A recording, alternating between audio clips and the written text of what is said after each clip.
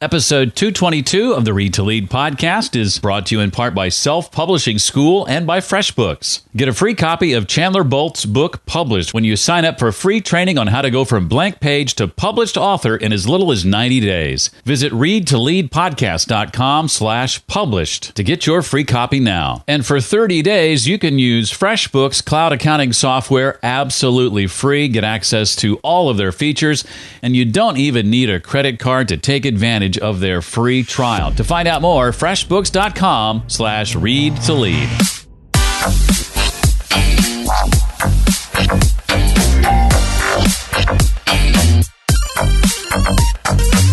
What we want is the past, present, and future to integrate into something coherent for us. And that's what it means to be satisfied and to have led a good life. Hi, and welcome to the Read to Lead podcast. My name is Jeff Brown, and this is the podcast that's dedicated to your personal and professional growth. And you probably know that I believe that if you desire to achieve true success in business and in life, then you need to want to be a lifelong learner. Intentional and consistent reading is a big part of that. And to that end, the Read to Lead podcast is not only going to help you narrow this ever-important reading list, but bring you some of the key insights and valuable ideas from today's most successful and inspiring authors. We dig into the content of their latest book. Now, in just a few minutes, we'll sit down together with New York Times best-selling author several times over, Dan Pink. His new book is called When: The Scientific Secrets of Perfect Timing, and I love this book. I'll ask Dan to share about things like how the type of person you are impacts when you should perform certain types of tasks and when you might want to avoid them, how to practically predict when your team will begin the real work on a particular project, the importance of being intentional about how you handle breaks, and plenty more. I think you'll find today's conversation with Dan especially helpful to you if you're trying to do something like, say, write a book. You may already realize that you perform better at certain times of the day attempting tasks like that, and Dan's book and research bear that out. But either way, you probably know that writing a book is hard, and writing a book that actually makes money, that's read by real people that don't have the same last name as you, well, that can be super hard if you don't have a proven system in place that you can follow. Now, my friend Chandler Bolt wants to give you a free copy of his book, Published. It's a book that's been featured here on the podcast, and he wants to give you that book for free. Normally costs about $15 by simply registering for his free training, where he shows you the exact process to follow to go from blank page to becoming a published author in as little as 90 days, and the exact book launch blueprint to follow to launch your book to $10,000 and beyond and earn monthly royalties month after month. Now, if you've ever thought about writing a book, regardless of whether that was to earn an extra income stream or to generate leads for your business or maybe to just share a story that you feel you need to tell, I think you owe it to yourself to sign up for this training. Again, it's completely free, and you can register for it right now at readtoleadpodcast.com/published. That's readtoleadpodcast.com/published. And remember, when you do, Chandler is going to send you absolutely free a copy of his book, Published, just for signing up for this free training. Once again, that's readtoleadpodcast.com/published. If you run a business and are looking to save some time, and who isn't, maybe you need to save some time to squeeze in some extra writing time for that book you're working on, let me encourage you to check out FreshBooks Cloud Accounting Software. It's the accounting software I use and have used for nearly 10 years now. It saves me tons of time and helps me keep track of what's going out and what's coming in. I get paid faster. Clients can pay me online. I can create invoices really easily. I just can't imagine using anything else. If you'd like to check it out, FreshBooks has made it super simple to do so. You can get access to all of their features and use them for up to 30 days absolutely free. To take advantage of that free trial, all you need to do is go to freshbooks.com/read-to-lead and enter Read to Lead in the How Did You Hear About Us section. You'll get immediate access, no credit card required or anything like that, no obligation. Just go to freshbooks.com/read-to-lead to try out FreshBooks cloud accounting software for your business right now. Dan Pink is the author of several best-selling books, including the New York Times bestsellers Drive, A Whole New Mind, and a book we talked with him about back in episode 28, several years ago, called To Sell is human. His books have won multiple awards and have been translated into 35 languages, which is usually a pretty good sign that they're doing okay. His latest book, which came out in January, and one that I'm excited to talk to him about today, is called When: The Scientific Secrets of Perfect Timing. Dan, thank you for being here today and coming back to Read to Lead. Jeff, thanks for having me back. Well, I have to say that hands down, this book is a book I've probably taken more notes on than just about any book I've read in quite some time. I have wow, thanks. A small notebook I dedicate to this process, 24 pages of notes. Wow.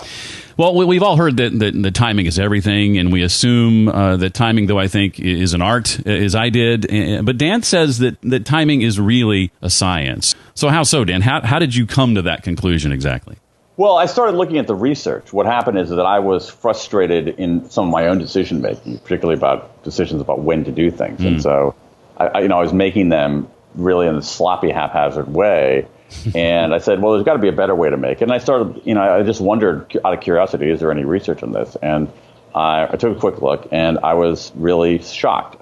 There was a huge amount of research, but the challenge was it was spread over many, many different disciplines. It was in economics and social psychology, areas where I have some familiarity, where I've written about before. But this research was also in molecular biology. The research was in endocrinology. There's a whole field called chronobiology. And what's interesting is that you had literally about 24 fields where these researchers were asking similar questions to one another, but they weren't talking to each other. We talk about corporate silos. Universities are even more siloed than corporations. Oh, wow. Do I remember correctly? I don't know if I read this in the book or maybe in the book signing I saw you at in Nashville a few months back. Maybe you mentioned it there. Were you in the process of writing a different book when you shifted gears to write this one, or am I making that up? You're generally right. I was actually not in the process of writing a different book. I had actually written 1.5 proposals that I abandoned before turning to this book. And it really was a good memory, though, from that. That's probably like an offhand comment on that night that I saw you.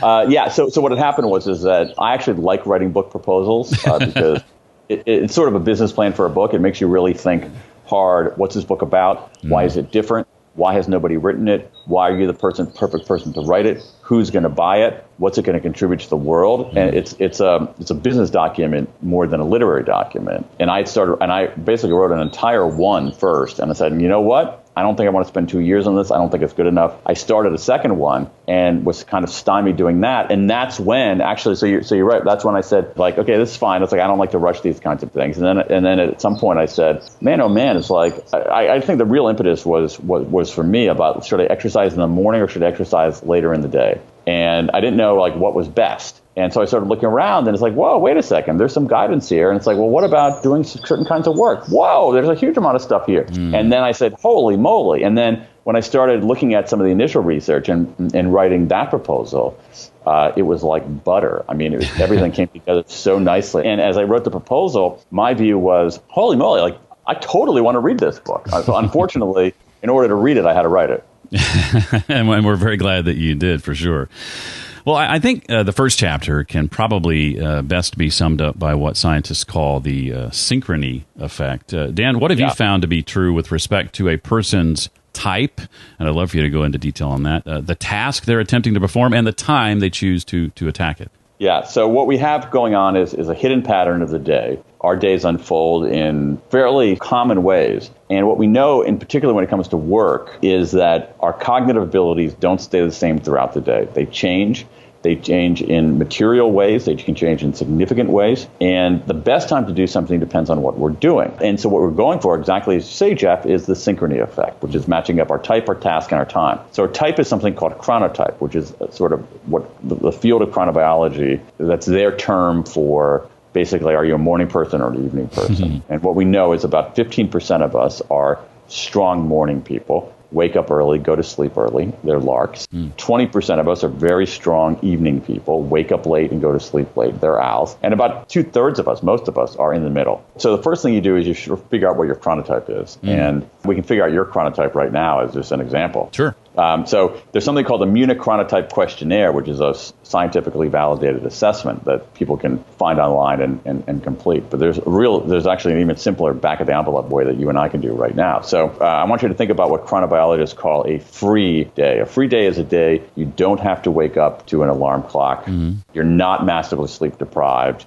You can, go to sleep and wake up anytime, at your discretion. So on that kind of day, what time would you typically go to sleep? I would go to bed probably, I would say 11 or 12 maybe. Okay. And then what time would you typically wake up? 7, maybe 8. Okay. So let's just say, we'll just take the middle of those things. So let's say 11:30 to 7:30. Mm-hmm. So what we're looking for is your midpoint of sleep. So your midpoint of sleep, 11:30 to 7:30 would be... 3:30? 3:30. So that's interesting. That's actually a fairly common chronotype. Right adjacent to mine. I'm the most common one because I'm a very common, ordinary guy.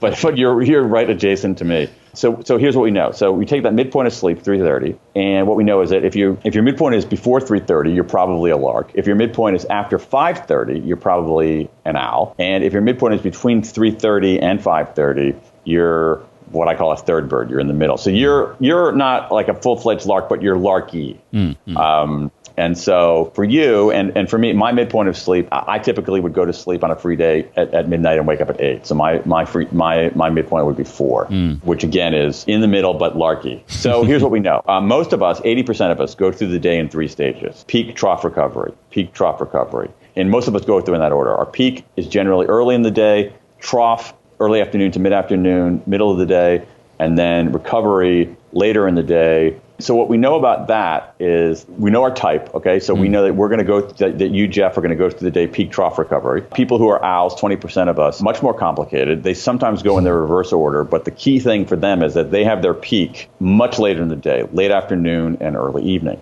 So what we want, so that's our type, all right? So we know how we're going through the day, so we go to our task, okay? What we have to figure out is what kind of task are we doing? Is our task an analytic task? All right, does it require heads down focus and attention? Is it purely an administrative task? It doesn't require massive, heavy cognitive load? Or is it what psychologists call an insight task, which is a little bit more creative, more freewheeling, looser? That's our task. Here's what we know. We should be doing our analytic work during our peak, because during our peak, we're highest in vigilance. Vigilance means you can bat away distractions. That's the key point about vigilance. So people like you and me, we should be doing our analytic work that requires like that kind of attention, focus, intensity, where you want to keep away distractions. We should be doing that early in the day. Almost all of us should be doing our administrative tasks, filling out stupid forms, answering routine email in the early to mid-afternoon, because that's the worst time for performance on many, many, many dimensions. All kinds of bad stuff happens then. And then later in the day, that's a stage called the recovery. It's an interesting stage. People like you and me, 80% of us, our mood goes back up. Our mood is high, but our vigilance is not very high.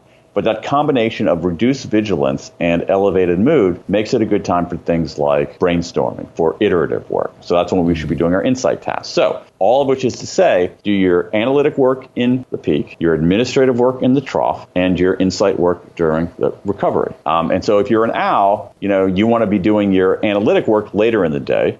You want to be doing your administrative work in the middle of the day. And if, where possible, earlier in the day, you want to be doing your more iterative, looser kind of work. I'm not totally convinced on that for owls, but I am convinced for owls, analytic work much later in the day. And how appropriate is it that we hear birds singing in the background as you're talking about owls? Do you really? Okay, yeah. I have on headphones. I don't hear it coming in. Yeah, I do have my windows open, but I'm glad to provide free sound effects for the show. I love it. I absolutely love it. I don't know whether that was an lark or an owl or a third bird chirping. Well, in that people at work, leaders, bosses, and I think of educators too, who are leading groups of people who fall into all different categories. So how does someone, say a boss or an educator armed with this information, how might they apply this? Yeah, that's a great question. And I think that the first step in that is actually to know that this is a question to ask, to be deliberate about it. So for instance, I'll give you an example of this, and it's something I think that your listeners can relate to, Jeff. My guess is that today, or let's say this week, have spent some amount of time in meetings. There's so many meetings out there. And my guess that those meetings were scheduled with zero strategic thought behind them, because that's how we schedule meetings. When we schedule meetings in organizations, the only criterion we think about is availability. Is Fred available? Is Maria available? And is conference room 3C available? And we don't ask the question that you're asking. Who's going to be at this meeting? People who are better in the morning? People who are better later in the day? What kind of meeting is this? Do we need people to be locked down and analytical? Do we need people to be more freewheeling and iterative? Is this purely an administrative? We don't ask those questions. And once we begin asking those questions, we can be more deliberate and intentional about when we schedule meetings. We spend a huge amount of time in meetings, and there is almost no strategic thought to when we hold them. And so simply bringing that to the table can be effective. Now, if you have a mix of different people, then it becomes somewhat complicated. All right. But at least you know the complication that you face. And so if you have an office full of owls, people who are better doing stuff late at night, don't have an 8 o'clock in the morning meeting about something significant that requires focus. Don't do that. If you have a group of owls, don't do a brainstorming meeting at 8 o'clock in the morning, because they're going to be hyper vigilant and say, that's a stupid idea, that's a stupid idea, that's a stupid idea. If you have people who are doing analytic work, and again, 80% of us do better on analytic work in the morning. If you have a group of people who fall into those 80%, give them a few hours in the morning to do their heads down work. Don't stuff a 9:30 meeting about the travel voucher policy into their prime time. What we need to do is we need to think of the scheduling of meetings, among other things, in a strategic way, not merely in a logistical way. I remember texting my sister, who's a teacher, pictures from some of the studies in Chapter 3, and she has very little control over that schedule. I remember being in high school and school starting at 7:30 in the morning. What advice would you give an educator? Is it just a matter of just knowing what they're dealing with, like you said before? That's part of it. I mean, I think an individual educator, like a classroom teacher, has a limited amount of discretion. But I think I think being aware of these things is really important. And I think it's important for school administrators to understand what's going on here. So, for instance, it gets a little bit complicated here because our chronobiology changes a little bit with age. What we know are little kids tend to be very strong larks, get up early, wake up early, start running around like crazy people from the get-go. But around the age of basically mid-teens, most people have a pretty significant move toward lateness, sometimes 2-3 hours, and that lasts until the mid-20s. And then, in general, 80% of us go back to intermediary or larkiness. So for elementary school kids, there is a mound of evidence out there, pretty compelling evidence, showing that standardized test scores are better in the morning and kids learn math better in the morning. So we should be doing as much as we can those analytic subjects in the morning. When we can't do that for elementary school kids, there are remedies. And there's a really interesting study out of Denmark where students in Denmark take standardized tests. They take them on computers rather than on bubble forms, as we sometimes still do in the United States. The typical Danish school, though, has more students than computers, so everybody can't take the test at the same time. So the students, 2 million students, were randomly assigned to take tests at different times of day, some in the morning, some in the afternoon. And the kids who took the test in the afternoon scored as if they'd missed 2 weeks of school. I mean, it's pretty amazing, right? And so the fact of the matter is that everybody can't do everything in the morning. The remedy in Denmark's case was as follows, and it's pretty interesting, that giving those afternoon students a 20 to 30 minute break to have a small snack and run around right before the test raise their scores back up. So I think what these teachers can do, where possible, is, especially for some of these afternoon subjects for littler kids, give kids a break. We tend to think that recess is a deviation from learning. Recess is part of learning. Breaks are part of how we learn and how we perform. Now, for high school kids, middle school and high school kids, teenage kids, basically what schools should not be doing is exactly what the schools that you and I went to did, which is start so painfully early in the morning for teenagers.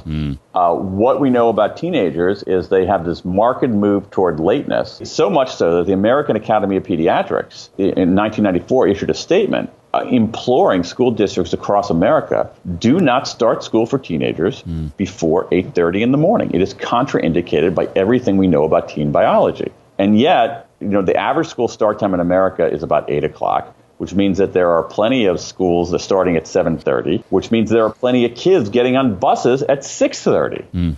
That's just crazy. And on this one, as you know, but this is a bit of a rant. The evidence on this one, the evidence on early school start times for teenagers as deleterious to their learning is overwhelming. And schools that have changed start times for teenagers, not going crazy here. We're not talking about starting school at 2 in the afternoon or noon. We're talking about starting school at 9:15, 9:30. Schools that have made this change have seen lower dropout rates, higher test scores, less teen obesity, less teen depression, fewer car accidents. It's pretty amazing. This is one of those areas where it's not a close call. And what you have is truly, every pediatrician in America knows this and has been telling schools this for several years, but it remains a very stubborn problem. Yeah, slow to change for sure. You hinted at breaks a little bit. I wanted to dig into that a little more because in the book you talk about not just breaks, but being intentional with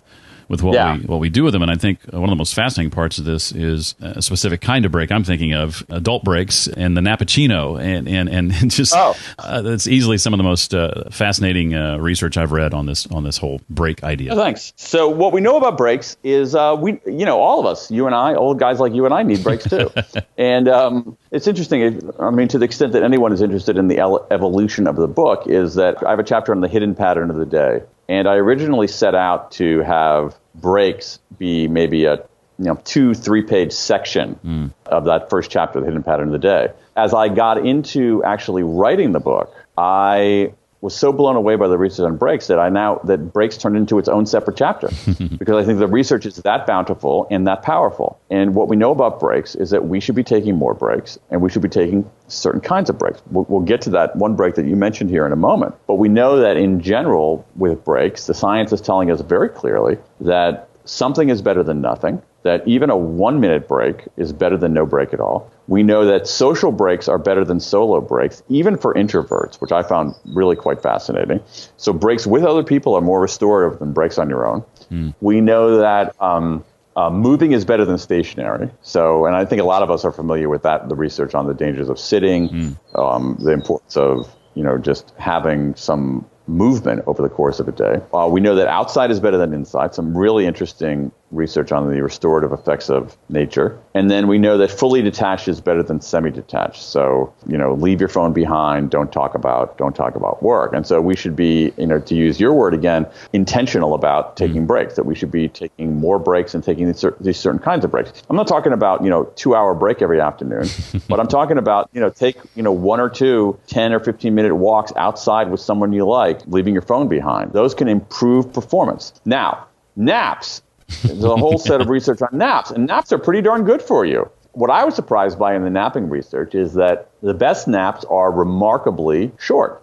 The best naps are between 10 and 20 minutes long, that you get the restoration of a nap without what's called sleep inertia, which is that groggy, boggy feeling that you get sometimes when you nap for too long. So a 10 to 20 minute nap is really the ideal nap, but the super ideal nap, the super duper bonus best deal nap is do the following. And I actually did one of these yesterday. What I do is I have a chair in my office and I sit in my chair. I put on some noise canceling headphones and I set my timer for 25 minutes. Well, right before I set my timer, I just have a big cup of coffee. I just make a cup of coffee, but put some ice cubes in it. So I just gulp it down. And that seems kind of weird. So then I close my eyes and I can at this point usually fall asleep in 10 minutes or so. So my alarm goes off at 25, so I have slept for 15 minutes. So I wake up, and I've gotten that ideal length nap between the 10 and 20-minute mark. But remember, I had that cup of coffee. It takes about 25 minutes for caffeine to get into our bloodstream. And so at the moment I'm waking up, I get this extra boost from that caffeine in my bloodstream. And as you say, this is there actually are several scientific papers on this showing its efficacy. And but it is called, and I love the name, it's called a Nappuccino. The last few years, I've begun to hear a bit more about the importance of naps for things like increased flow, for example, especially as we get older, as you said. But what you've written on this topic, to me, really, more than anything else I've seen, is helping to erase what is often a stigma associated with naps. We take naps, we're lazy, is kind of, at least here in the States, right? Absolutely. That's really the wrong way to think about it. Listen, that's how I used to think about it. I used to think that if I took a nap, when I woke up, I would feel bad in all senses of the word, like bad, like groggy, but also bad, ashamed of myself. Well, I was fascinated as well to read, not necessarily surprised based on some of the group projects I did in college and in teams later in life, that in team environments, you can practically predict when the real work is going to begin on a project. Share your insights into this, Dan, and your recommendations for dealing with it. These are insights coming from the science, and one of the best researchers on this is a woman named Connie Gersick, who was at UCLA for many years, who studied teams in action. And I found her methodology really interesting. Is that what she did is she had teams do, she followed teams doing projects, but she videotaped and audio taped everything that they did, and then went back and watched every excruciating minute, second and minute of these teams, coming up with a new onboarding process at an insurance company or something like that. And as she analyzed this stuff, what she did is she said that, at the beginning of a project, teams actually don't do that much actual work. I mean, there's status seeking and posturing and sometimes enthusiasm, but not a lot of actual work. And she found there was a certain moment, though, when they cast off old patterns and really got down to business. And that moment was invariably at the temporal midpoint of the project. So teams that had 31 days to do a project got started in earnest on day 16. Teams that had 11 days got started in earnest on day 6. There was something about that midpoint that was galvanizing. And often she found there was someone who literally announced a time signal saying, essentially, oh my God, we're halfway through the project and we haven't gotten anything done. We better get going. And everybody's like, go, And so midpoints have that effect. Midpoints can also have the effect of dragging us down. There's other research showing that when we hit a midpoint of something, we sometimes will slump. So it has this dual effect. Sometimes it makes us slump. Other times it makes us really get going. There's some other very intriguing research from the National Basketball Association, the NBA, done by Jonah Berger at Penn and Devin Pope at Chicago, where they looked at halftime scores of NBA games to see to what extent those halftime scores predicted the final score. And what they found is that teams leading at halftime were more likely to win. No big surprise there. But I think the surprise was the one exception to that, which was that teams who were trailing by 1 point were more likely to win than teams that were ahead by 1 point. That being behind by 1 point was as advantageous as being ahead by 2 points. And in subsequent experimental work, they found that being a little bit behind at the midpoint can be really, really galvanizing. When we're way ahead at the midpoint, we get complacent. When we're way behind, we give up. But being a little bit behind can really help improve performance. So I guess the main takeaway to that question is, once again, it's about being aware. So if you have a project and undertaking and it has a beginning and it has an end, by its nature, it has a midpoint. And so simply being aware of that, that midpoint is going to exert some effect on your behavior and on your team's behavior. So certainly being aware of that is the first step. And so be aware of midpoints, use them to galvanize rather than to slump. And one way to use them to galvanize is to imagine you're a little bit behind. I can remember just a couple of months ago watching the NBA playoffs, and though my team wasn't in the playoffs for long, unfortunately, rooting for them to be a point behind at halftime, based on what I read in your book. Who is the team? I'm from Indiana, so I'm an Indiana Pacers guy. They didn't make it past Cleveland. There was some sports writers picked up on a little bit on how often the Warriors, who ended up winning the whole thing, as you know, were a little bit behind at halftime. Interesting. Well, we've talked about beginnings. We talked about midpoints. Regarding the studies on endings, Dan says they often show that we evaluate experiences or memories, even things like meals, movies, vacations, not by the full experience, but by a certain moment, and especially the end. Why do you think that is, Dan? Is it simply because it's the most recent thing we can think back to, or is there more to that? I think that's part of it, and I actually don't know why. I think we know that, but I think knowing why is tougher. What we do know is that people, that endings, that we have this preference for rising sequences at the end rather than declining sequences at the end. And then we also know that endings help us encode, that the way something ends has a big effect, an outsized effect, on the way we evaluate and record that entire experience. And so I think that the lesson of all that is to pay close attention to endings more than we simply realize. To be intent, and again, it goes back to intentionality. Treat endings in an intentional way and use endings to elevate, use endings as a form of, creating meaning for people. Well, I thought it was interesting to read that the word time is the most common noun in the English language. Yeah. What do you mean, Dan, when you say that the challenge of the human condition is to bring the past, the present, and the future together? Yeah, there's some interesting research. It's a little heady in a range of fields showing that some of this advice that we get about living in the present, it's not terrible advice. What seems to lead to greater satisfaction is this ability to integrate past, present, and future. So you look at an emotion like nostalgia, which I think has a negative cast to it in the popular world. In fact, at one point, nostalgia was considered a mental illness. And what we know now is that actually nostalgia is actually a very positive emotion and leads to well-being. Because nostalgia isn't necessarily a pining for the past. It basically is a way to connect your present to your past. Same thing is true with looking at the future. And so I think the takeaway of this is that what we want the past, present, and future to integrate into something coherent for us. And that's what it means to be satisfied and to have led a good life. I think the research is clear on savoring and stopping and noticing. But I think that for the broader sense of well-being and satisfaction and purpose, it is feeling the coherence of one's life between the past, the present, and the future. Before I let you go here, Dan, I want to ask a couple of questions, not directly related to the book, if I may. You obviously read quite a bit in your research leading up to this. I'd be curious to know, since you and I last spoke a few years ago, if there's any books you've read, titles that come to mind that have had an impact on you, and if so, how might those books have impacted your work? There are all kinds of books have affected me. Off the top of my head, I was really intrigued by a book called Sapiens by Yuval Harari about basically it's this pretty audacious history of the human species in 400 pages. I really liked University of Pennsylvania Wharton School professor Adam Grant had a book a few years ago called Give and Take about really good evidence on the power of generosity.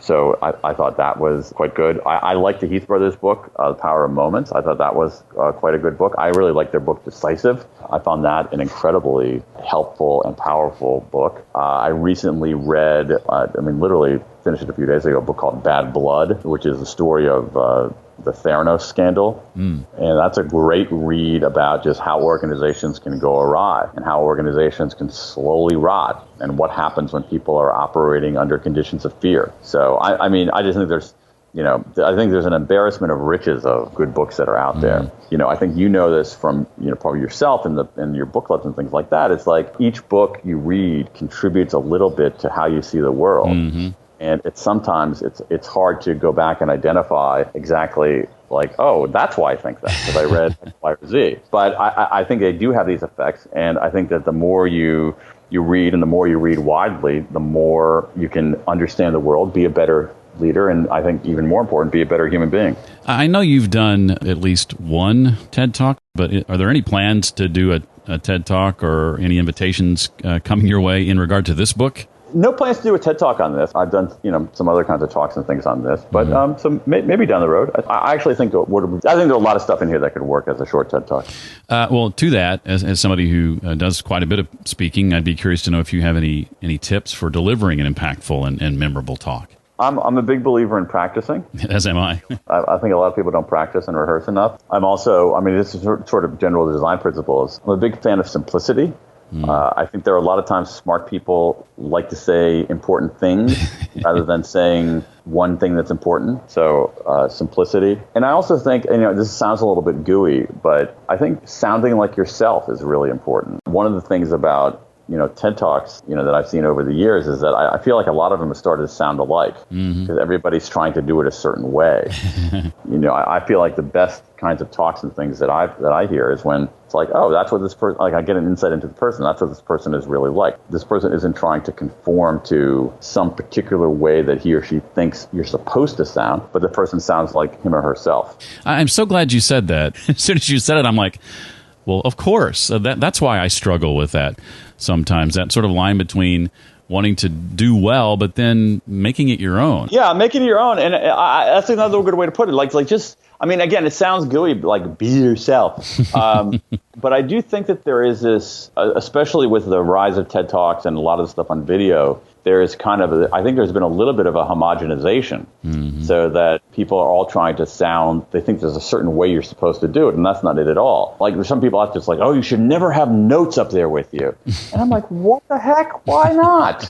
You know, like I'd rather have somebody with notes who sounds like himself and has something to say than someone without notes who just has this heavily shellacked nonsense. Yeah. So my 2 cents for whatever that's worth. Well, we've touched on the key insights and main ideas of much of the book. Before I let you go, is there anything else, Dan, from the book you want to make sure we walk away with? No, I think you covered a huge amount of territory. Then there's more in the book, of course, but I mean, your listeners can save that to when they read it. Absolutely. Or listen to it. Or listen to it, yes. The book is called When, The Scientific Secrets of Perfect Timing, out now. I highly recommend it. One of my favorite books of the year. Dan, thank you so much for coming back on Read to Lead. Jeff, it's a pleasure. Thanks for having me back.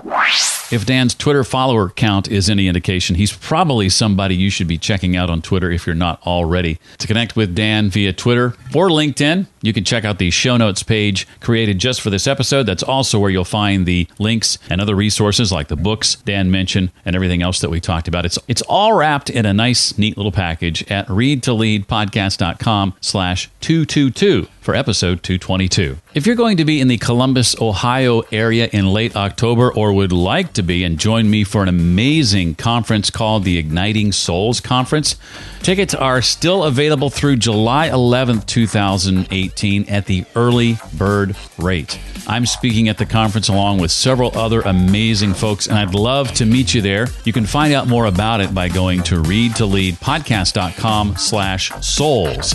That's readtoleadpodcast.com/SOULS. It's the Igniting Souls Conference put on by Carrie Oberbrunner. Don't forget, Chandler Bolt and I want to send you a free book, his book called Published. You can get it for free when you sign up for his free training, readtoleadpodcast.com/published. And there's also that free 30-day trial from FreshBooks. Get access to all FreshBooks features. No obligation, no credit card needed. FreshBooks.com/readtolead. Well, that does it for this week. I look forward to seeing you next time. Until then, remember, leaders read and readers lead.